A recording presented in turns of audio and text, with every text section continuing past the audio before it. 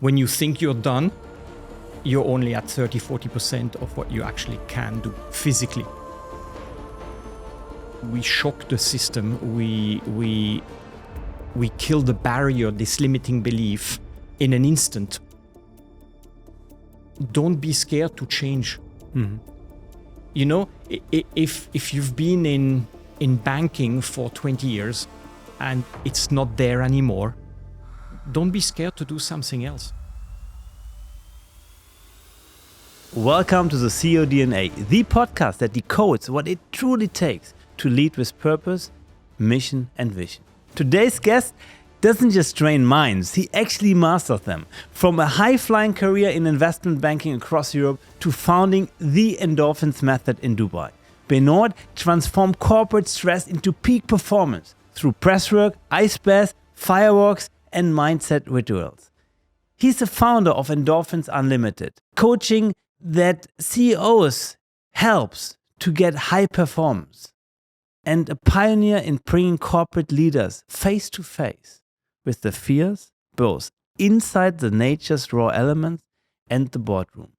This conversation isn't just about breath, fire, and cold. It's about mastering mental toughness, building decision clarity, and creating leadership with emotional depth.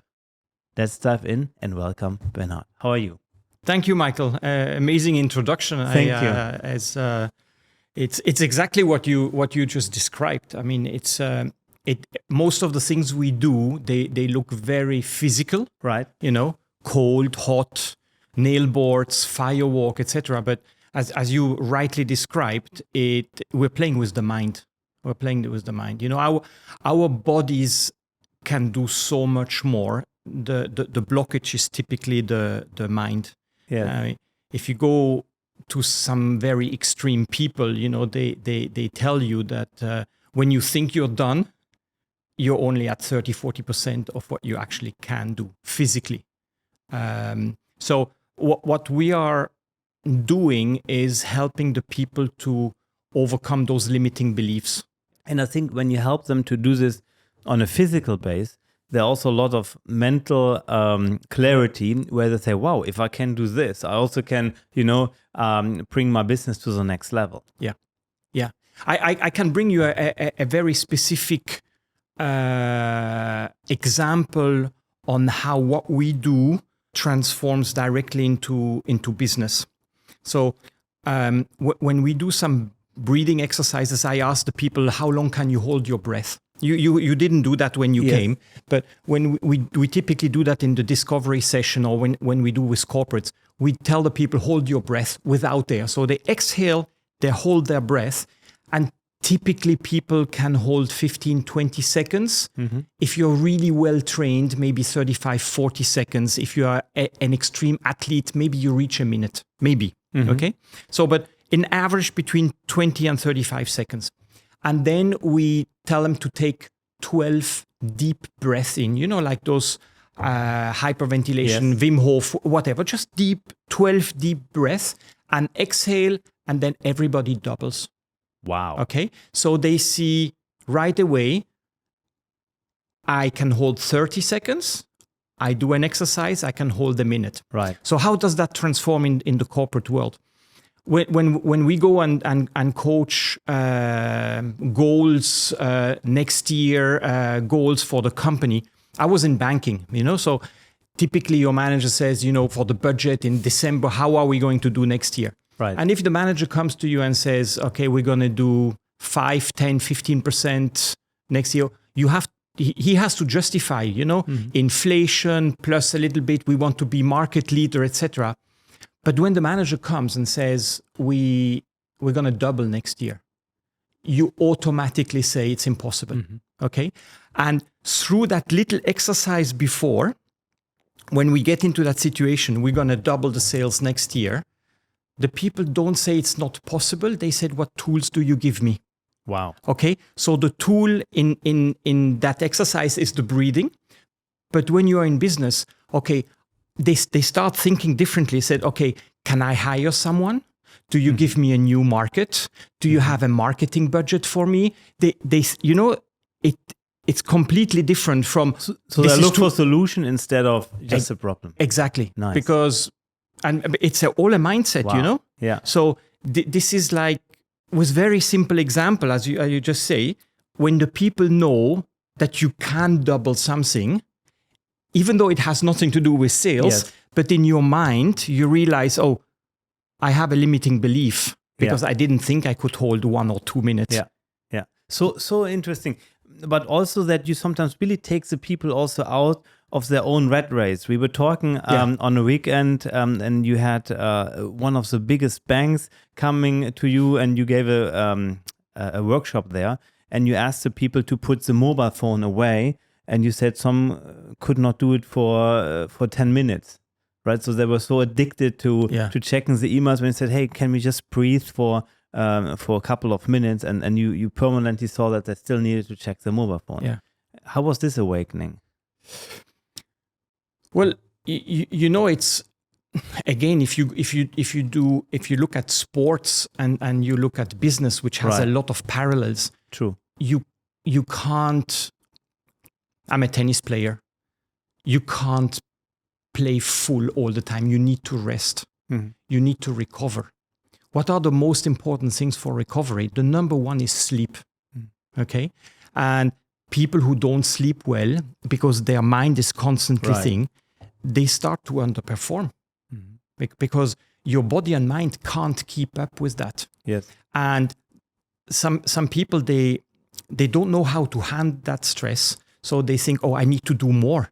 Because I'm falling behind. So they don't take the rest. They just push themselves.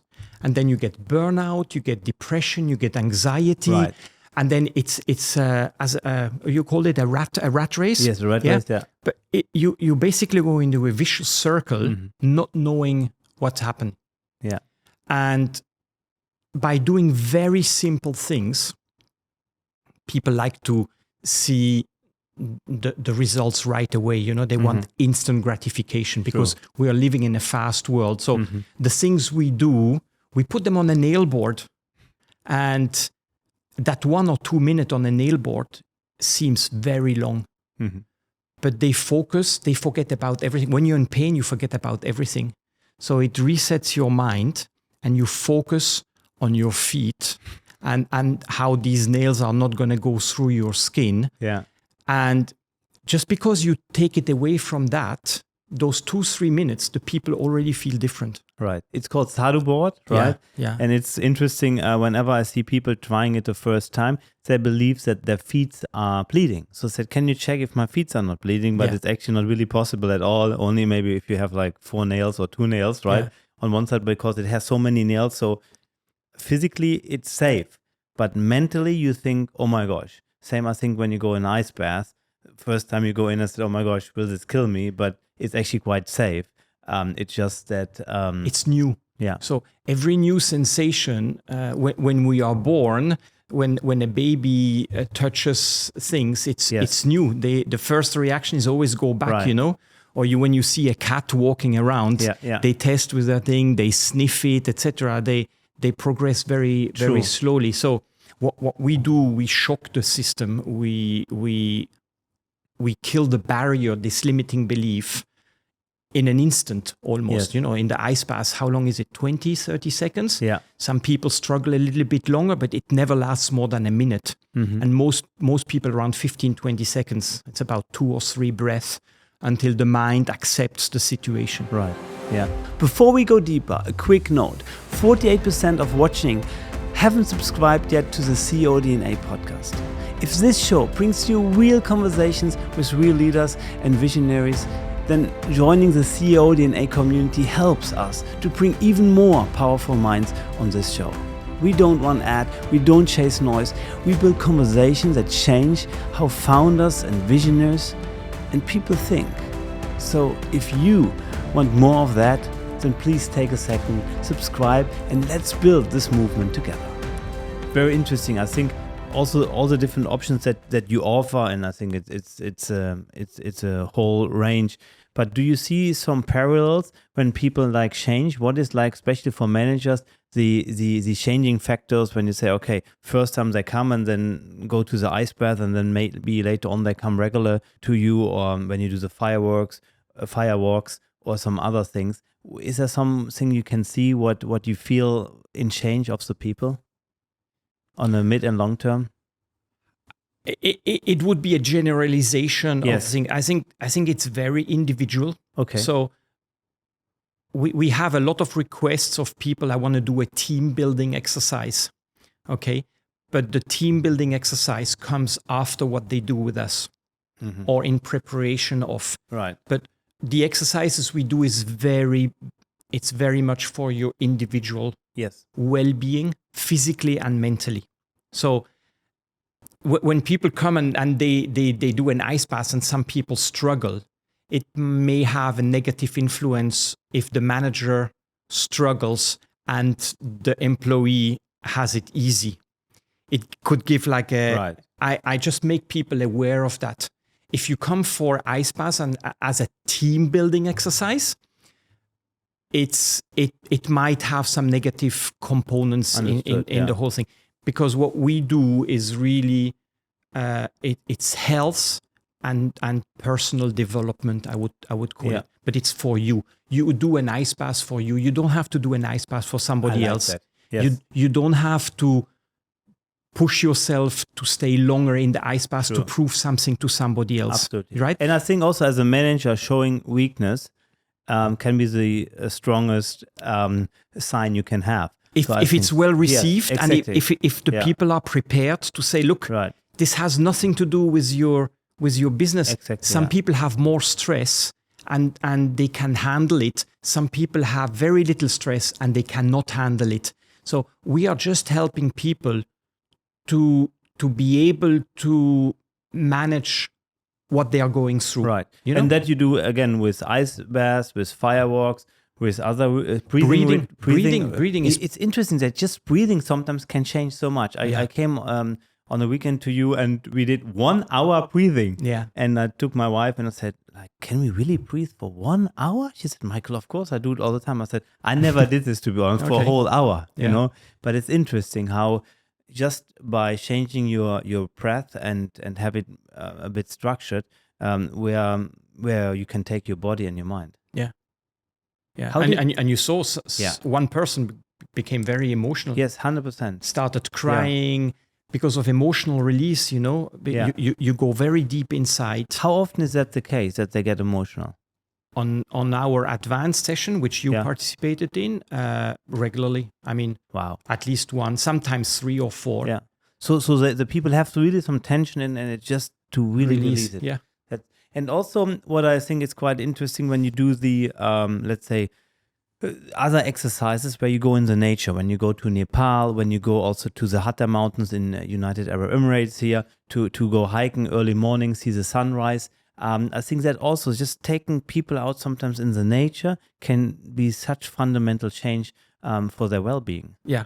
Well, you know, nature is wonderful. Unfortunately, a lot of people forget that nature heals you. Yes. So in the morning has a lot of things. First of all, you should have your open eyes at the sunrise. Mm-hmm. That light, because the eyes is the only part of your brain which is actually open. Uh-huh. And the early light will trigger your melanin, which is for the skin protection, and melatonin, which is going to build up for 12 hours until at 9-10 o'clock you will be tired. So that the light triggers that. Right. So it's very important for your health reasons, to do that in the morning. Second thing, you see the sun, which is vitamin D. Then if you walk a little bit barefoot, you ground yourself with the energy. And then it's healthy to hike. It's so many benefits. People don't even realize when they go hiking, we do breathing normally on the top, and after the hike, and maybe we put our feet in the ice, etc. The people say, I feel amazing. Wow. But it's just nature. Mother Nature is a great. And you go swim in the morning here in any time of the year because we can. Yes. It vitalizes you. Walking on the sand and all these things are amazing. I think that's a good hint for everyone listening who's managing a company, who's founder, entrepreneur. I think at one point really take yourself regularly to the nature, whether with a guided tour like you offering it, or just by yourself. I think it's just sometimes very important to detox, kind of. Yeah. If you want to be a manager, or you are a manager and you're in a leading position, I always like to take the metaphor of the airplane, because those leading managers, they travel a lot, Right? And in every flight, they tell you when the gas mask comes down, the oxygen, put it on you first. True. Right? And those managers often, they don't look after themselves. Mm-hmm. You know, they look after the numbers, they look after the company, they look after the family, they look after the kids, and suddenly they have a health problem or they burn out, etc. Yeah. You don't want to get there. Okay, when you burn out, it's because you can't cope with whatever is happening in your life. So it's better to be healthy and work at 100% for much longer than working at 80, 70, 60, 50 and collapse. 100%. I believe really entrepreneurship is a marathon and not only a sprint. And I think that's very important. So you need to sleep, you need to eat well, you need to have a social environment, you need to do sport, you need to have all this balance. Otherwise, you can't perform at the top. Yeah. Well, you're from Swiss and you had a wonderful career in banking. Till a young age, you already almost thought you had a burnout. Yeah. So how was it for you? Because I think it's so interesting that you discovered both sides. Mm. You discovered now the person who might listening now and is in this rat race, this banking career in Swiss, a nice watch and nice car and nice lifestyle, but a lot of stress. And now you see it from the other side. How was it for you at this time? Well, it's a long journey. I was a dropout, and I was hired. I started my career at 22 at Lehman Brothers, which doesn't exist anymore. Not because of me. But, okay, it wasn't you. Okay, good. It was. You should state. That would have made maybe the difference. Maybe. But in my father was a banker, and I was fascinated by banking, and I was there in the city in 86, and Americans, they just let you do. Right. So it's like in Switzerland, you have to go through these programs and then this, and then you sit next to someone. There, I was just thrown into. I was a bond salesman. Okay. And I was very lucky. I was at the right place at the right time with the right people in the right company. Everything was just perfect. Mm-hmm. And then I eventually switched to Merrill Lynch. And at 26, I was a team leader. I was the head of Switzerland and Italy. Wow. At Merrill Lynch for bond sales. Mm-hmm. And all the people who were working with me were older than me. So, and then, I did that for a few years, and then I thought I had a burnout. Realizing now, after that, it wasn't a burnout. When I do things, I like to be passionate about what I do. Right. I put everything in it. Yeah. I have no problem working 12, 14 hours a day. Mm-hmm. If I like what I do, right, time is not an issue. Mm-hmm. But I think I lost the balance of social life. I used to play a lot of tennis, and I stopped playing tennis, etc. So the balance was wrong. I called it a burnout. I told my dad, mm-hmm. I think I had it. And then I stopped for a year, and then I created my own company in Switzerland, an asset management, which I was running for 14 years. And I sold it after 14 years. And the company who bought it, they asked me to open an office here. And so I did that. And then I helped a lot of companies to set up banking departments. I helped 2 banks to set up here, and then got into headhunting. And this was the first transition. To human resources a bit, the human resources, helping people not just to go from A to B for more money or more responsibility, but to find the right job which is going to fulfill their goals or whatever they want to do in life. Yeah, but you had, of course, 14 years of you building your own business. Yeah. Very massive, and put a lot of hours and effort and energy in. Do you needed this?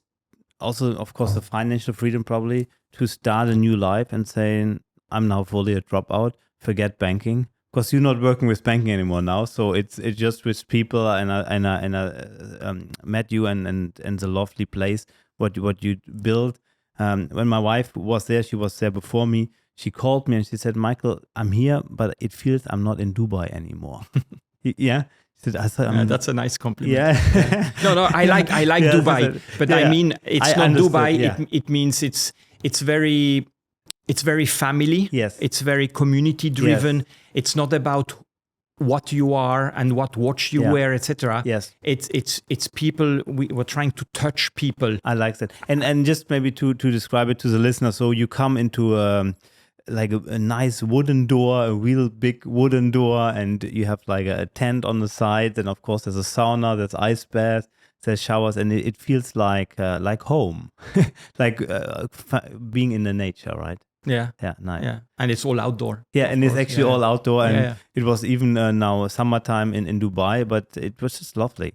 Coming now back, so you have been this dropout. So yes, you have been now this career, and we have people now who are in those 14-year period where you have been building the business and hoping to sell it. What would be your advice now, looking back? Would you say maybe I should look at my health and well-being before? Or how was your past different? So how would it be different when you look back now? So I had a great time in investment banking. Yeah. And I had a great time running my own company in asset management in Switzerland. And I had a great time doing headhunting and building things here in Ding. And I'm having a great time having my little business now, helping people out of this rat race. I think what I can say from my side is don't be scared to change. Mm-hmm. If you've been in banking for 20 years and it's not there anymore, don't be scared to do something else.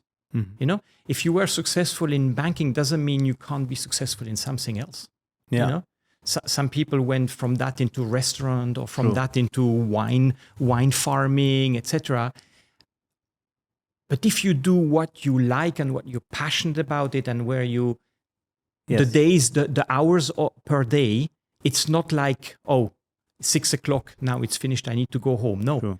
When you like what you do and you give the effort, I think today everybody can do anything because information is accessible to anyone. You can learn anything in a very short period of time today. True. Right? And I mean, we have great examples also, of course, celebrities like Arnold Schwarzenegger, who has been like a bodybuilder, politician, Hollywood star, and so many other things I forgot about now. The politician. He has three careers. Huh? Yeah. Bodybuilding, Hollywood, and politician. True. Yeah. And successful in all of three. And very successful. Absolutely. At the top. Yeah. And I think that's something also what has to do with mindset, what you actually now teach now as well. Yeah. You had now a chance to meet lots of founders and CEOs. Yeah. Let's talk about CEOs. What would be a good DNA of a CEO? What for characteristics would a good CEO have in your understanding? I think in today's world is empathy and love more than this number manager. I think in today's world, I think it's changed in the last 10 years. Changed a lot. Not only because of COVID, but because of technology, because of the speed business can be done, etc. Right. The CEOs I highly respect are people who are close to their people. Okay, if you run a 10,000 people company, you can't be friends with the 10,000, but you need to be friends you need to be close, understanding with the people who are around you. You know, those 10, 20, 30, 40, 50, maybe people. How do you do that? Listening. I learned that when you're a leader at the table, you are the last one to speak. Okay, that's an Indian. I think the Indians, they say that the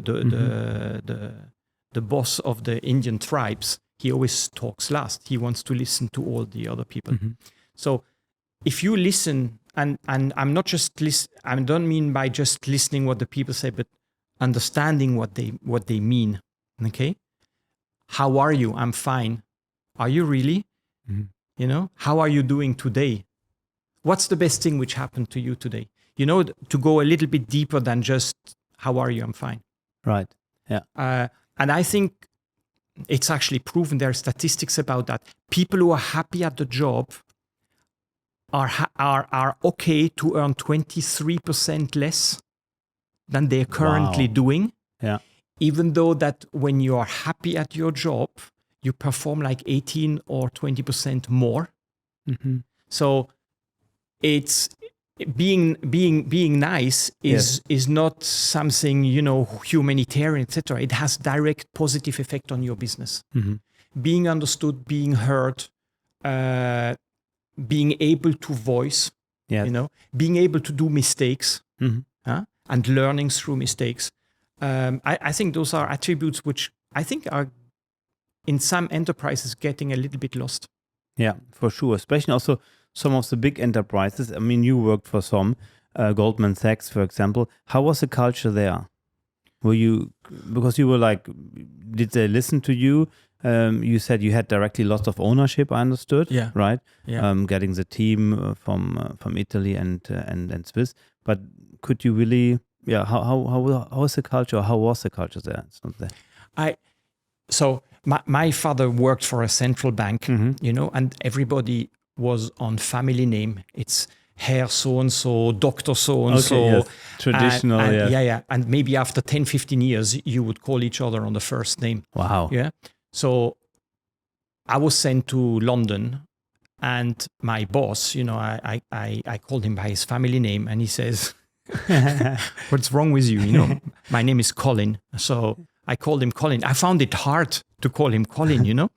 And then everybody was on first name, and everybody was allowed to say and things. And you're on a trading floor. Yeah. You do mistakes, obviously, you know, especially when you're new. Yeah. I did many mistakes, but they forgave me. They said, listen, you learn something, just don't do it again.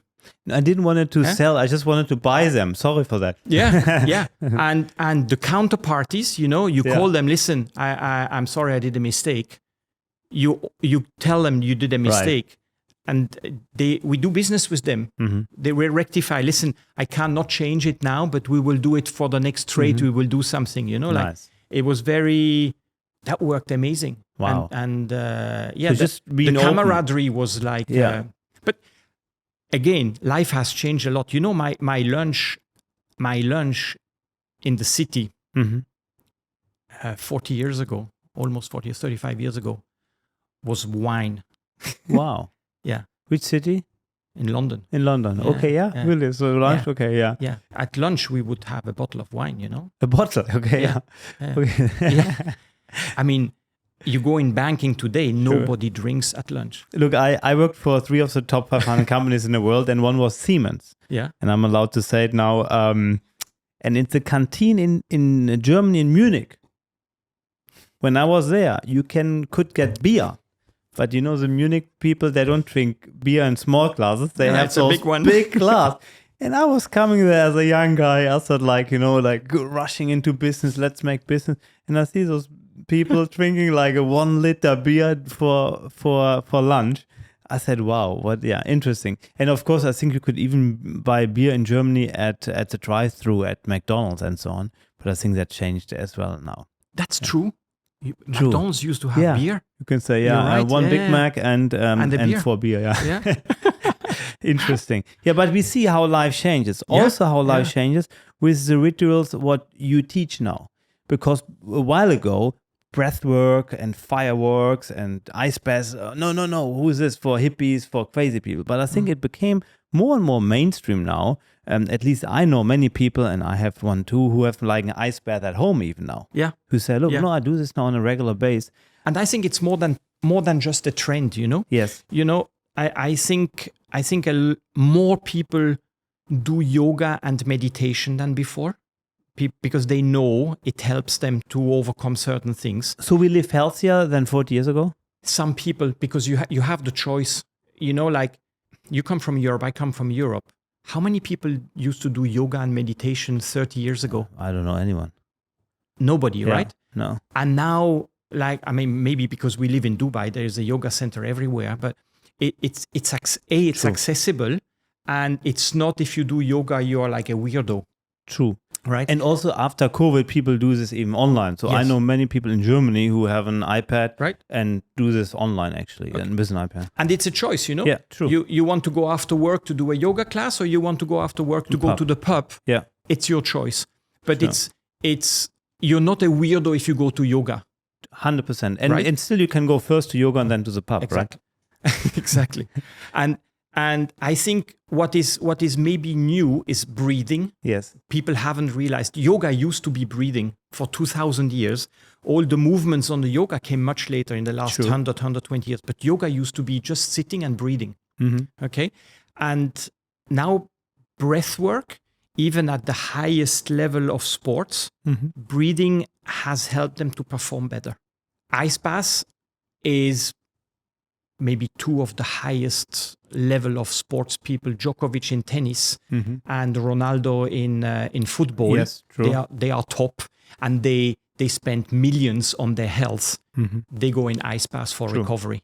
Okay, so that gives a lot of credibility to people like us, normal people, to say, okay, if they've done research, they know they want to perform at the highest level. And also now we do have a lot of empirical research done by universities that it is actually very good for the recovery. Not for everyone. Yeah, you have to be careful what conditions you are, etc. And when you have if you're a normal, healthy, average person, an ice bath is worth trying. Then you feel if it makes something to you or not. Yeah. But if you have some conditions, it's always good to go to. But for sure, if you do this always with an instructor at the beginning. Yes, especially my first one I did actually with you long time ago at your previous location in Dubai, and I went with my friend who I do always sport with. And we said, okay, let's try it. It was quite interesting. And you tend to really breathe very fast at the beginning. Yeah. So you become in this hyperventilation, and you directly slow down. So you know already the rhythm, what was quite interesting to do. That's why I think it's important to have somebody guiding you, basically. Yeah, like everything new you do, it's good to have some professional. For somebody who wants to start it now, what would you say would be the perfect start? Would it be better firewalk? Would it be better now ice bath? Would it be just breathing? What would you say? Or is it whatever you would feel like? When people now research in it, maybe in Europe who's listening, or in America, or now in Dubai, how would you say that's a good thing to start that really has a big impact? I think the easiest thing to do, which has the biggest impact, is breathing. Mm-hmm. It might seem like, does it really make a difference? Yes, it does. And then, step by step, you can put your hands in the cold water. You can put your feet in the cold water. You can put half of your body. It's, you don't have to put pressure on yourself. But if you have something which you want to get rid of now, then maybe you need to push. If somebody has high level of anxiety, to do a 3-4 minute ice bath will change their life. Mm-hmm. Like literally, they will go from an anxiety of 7-8, which is horrible because you're scared of everything all the time, to a level of 2 or 3 in one session, which is like a total relief. You will sleep better. The whole body, the metabolism, everything will change. And you say, wow, I didn't do that before. And you saw that, and you see this every week in your all the time at your place. I think it's so interesting. Even depressive people now, there is research that depressive people have a high level of inflammation in the blood. Mm-hmm. There's nothing better than do an ice bath. The problem is take depressive people who can't get out of bed in front of an ice bath. Okay, you need to have that. Somebody needs to help you. You know why I believe the ice bath helps me a lot.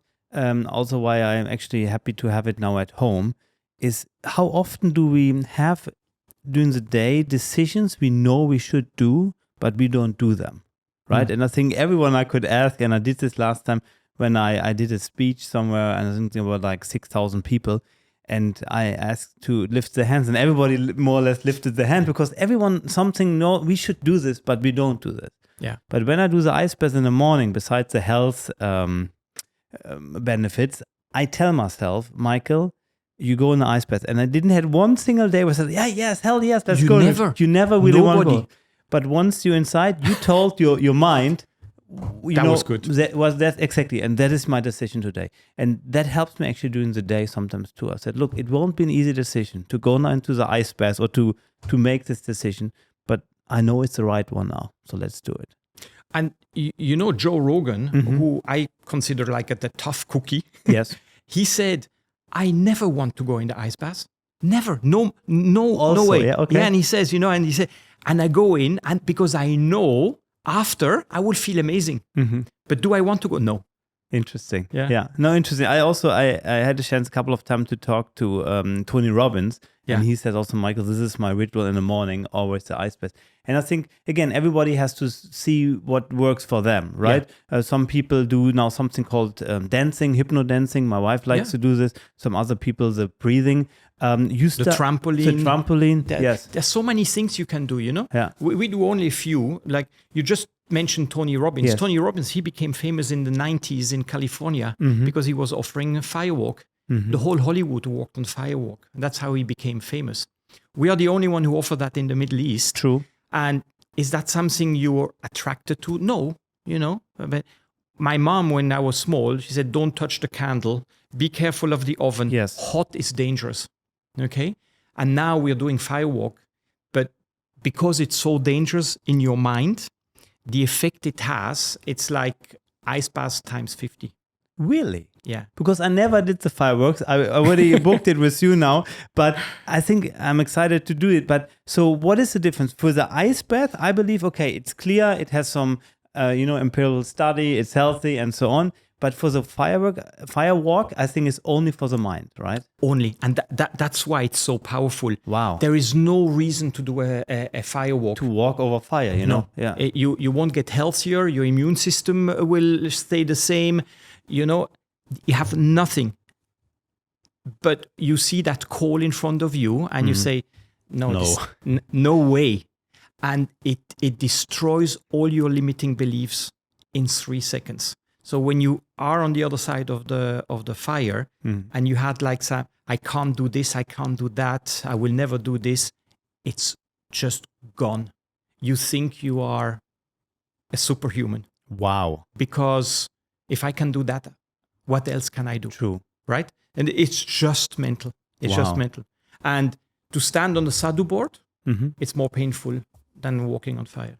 So it's not even painful. It's just really the mind says, no, I'm not going on this fire. But yeah.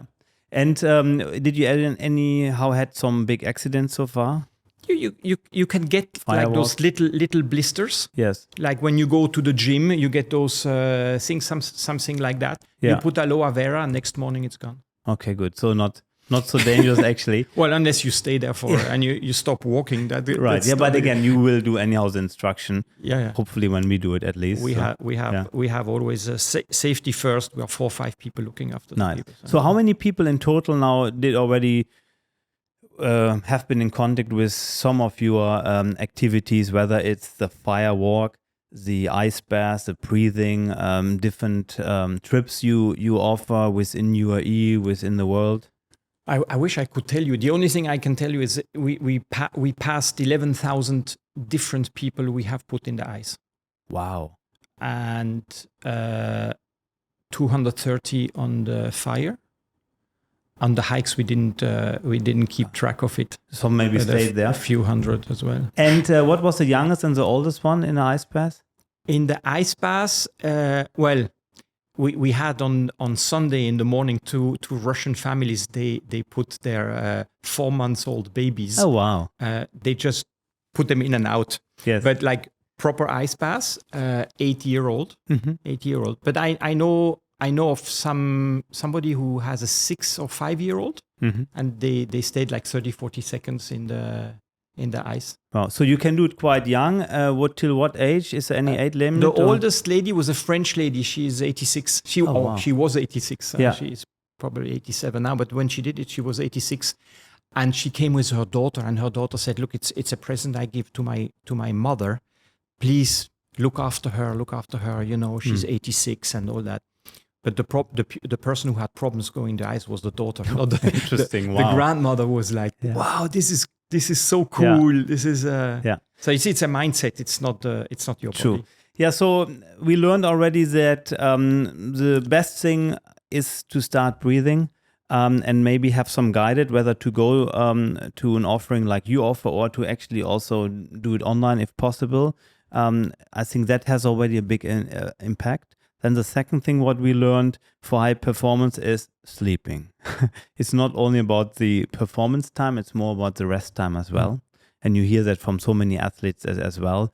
Myself, I always have to tell myself not to go to the gym. It's actually more tough for me nowadays instead of going to the gym. So I always want to go because it's my, but it's sometimes important to take rest time as well.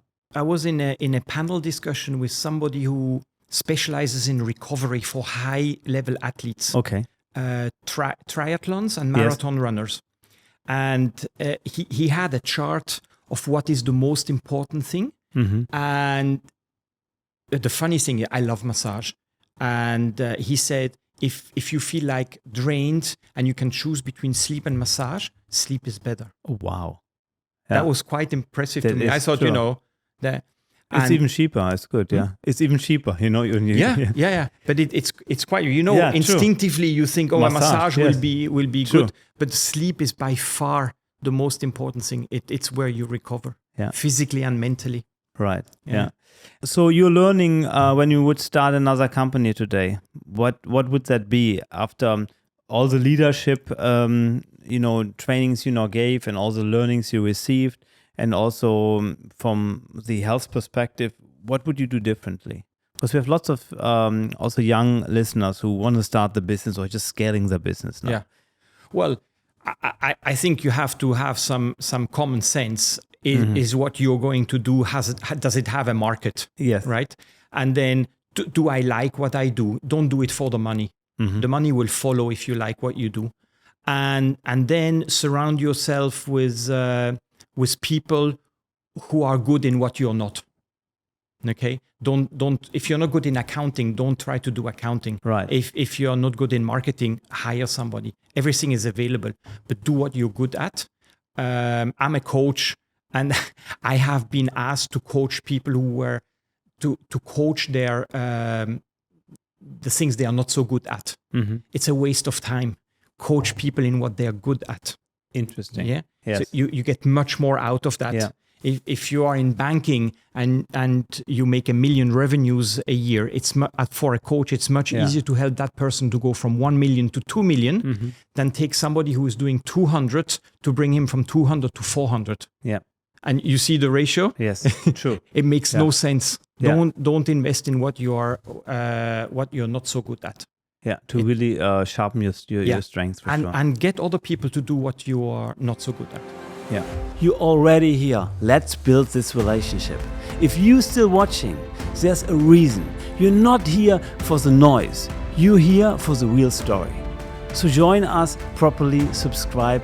Let's stay close and let's grow this conversation and this group together. How do you see, so basically one more question would be very interesting because you also then at one point had the exit. So yes, now you build everything. So we learned now what the entrepreneurs should look at and the CEOs when they're building it. But at one point there was this exit. How was this moment for you? Because so many desire this one part of in life. Was it the most happiest moment you had? Oh, I think I think if your intention is to sell it, probably the the best moments are when you start your business and when you sell your business. It's a bit like a boat owner. Yeah, I just want to say, like, you were or you still are a boat owner. Yes, true. Yeah. Yeah, I had a boat in the Lake of Zurich, and those are the two best the best moments. I think when you create your company, you're super excited, True. and you see no problems, and then then they build up. But don't give up on that. Those are just little barriers you have to overcome to make it better. Competition is gonna come in, a lot of things. But if your intention is to sell, you need to document everything. I think in today's world, I come from Basel. I know some people who build their business without any intention to sell it. Davidoff is one of them in Basel, and for him it's perfection. Be the best in what you do. You create amazing value. Passion. Yeah. Look at Rolex. Yeah. True. Are the times right on the Rolex? Yeah. Probably my that one has better time than the other one, but it's made with passion, and just do the best in what you are. Davidoff, do they have the best cigars? Probably not. No. Yeah. I mean, I smoked cigars. I think Cohibas, etc. are like, it's a matter of taste. Right. But every Davidoff is exactly the same, There's a lot of passion for sure. It's about quality and thing. But if you, depending on what business you are, but I think to document everything you went through, it increases the value of your business. So when the buyer comes and he says, "What am I buying?" and you show him everything, that gives him a lot of credibility, because whenever you sell something, somebody is going to take over and he wants to know everything. And the better documented you are, the higher your valuation will be. So that's already a good hint as well. But was it like a super happy day for you, or also a sad day when you left? Well, I sold my company in 2004 because I was getting out. I was in a divorce, so it has a little bit of a sour, bitter connotation. Your wife was also working. Your ex-wife also was working in the company. No, she was not. And you could sell her directly, otherwise. Yeah, exactly, or give it to her. So it was a bit of half of it was because I had or wanted to, and the other half is I got annoyed with compliance at that time. I thought compliance was just overboard. If I see what happened the 20 years after that, oh my gosh, it was nothing at that time. Me running now a fintech, you can understand. It's a lot. Yes. Yeah, it's a lot. In the financial world, I think it's very hard to have fun today. It's a lot of administration, a lot of legal, a lot of compliance, KYC, KYB, user rights, data protection rights, like lots of things. Yeah, lots of documentation. Yeah, and you spend a lot of your time in that rather than on the business itself. True. Yeah. Let's give us very quick at the end also an outlook for the future. How do you think will the body and mind environment change also for now people who run businesses and CEOs? So you think that will be really now something that's here to stay? Ice bathing, breathing, yoga, meditation? I think it's going to explode, to be honest, because people need it. The speed with especially with artificial intelligence, it's going to speed up to a level I think we can't even imagine. All businesses, legal, banking, pharmaceutical, everything is sales, marketing. It's exploding. So in today's world, when you're an entrepreneur, you don't have weekends, right? You work all the time. In Dubai especially, I think in Germany and Switzerland, we still have the weekend. At least a Sunday. Yeah? Yes, correct. Yeah? Yes. So you have a rest. But here, there is no Sunday. There is, some people take the Friday because of religious reasons. Some people do the Saturday because their company is closed. Some others do it on Sunday for other reasons. But it's, if you have customers, they basically take you for granted that you're there all the time. So I think it's you who decide how you want to live and how you're going to manage that balance between the thing. Are you going, is the money the most important thing? Is your career the most important thing? Is how people perceive you the most important thing? But I don't think absolutely nobody can run all the time. True. So you need to manage that, and you have tools now available. It's the people who choose to take them or not. So many learnings. Thank you so much. And I truly believe as well that every CEO, founder, entrepreneur needs to find also the balance always to kind of zoom out, helicopter bird perspective, to sometimes look again at the overall picture, because I believe only being successful in business is not sustainable, if that makes sense, right? Yeah. I think there's body and mind, there's relationships, there's also your own personal investments. There also is a bit of celebration and contributing, giving back to the world. I think that's very important. And there's also a difference between the short term and the long True. term, there will be moments you have to give 200%, but it can't be all the time. Yes. You need to go back, helicopter view, as you said. You need that balance. If you were stripped down from all your tools, no eyes, no fire, no audio, what piece of inner wisdom would you still rely on? My breathing, of course. It's the first thing you do when you come on this planet, and it's the last thing you do, and it's a forgotten art, how to breathe. Thank you so much for all the wisdom. Appreciate it. Thank you. Thank you. Before you go, a quick note to all the entrepreneurial listeners out there. If you're looking for a reliable and efficient way to scale your online business and payments, I highly recommend checking out copecard.com. It's designed to streamline your processes from payment processing to customer management, all in one platform. Whether you're just starting out or you're looking to scale up, Copecard provides the tools you need to succeed. Visit copecard.com today and see how it can transform your business operations. Dive in and start optimizing your sales processes now.